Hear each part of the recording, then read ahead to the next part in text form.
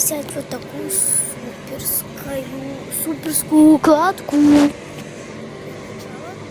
мы берем полотенце и волосы свои, закидываем их наверх, ну вы поняли.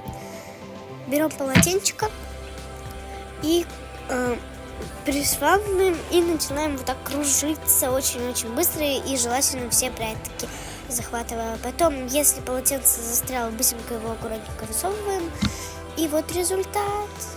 Немножко другой, но красивый. Надеюсь, вам помогла. Всем пока-пока!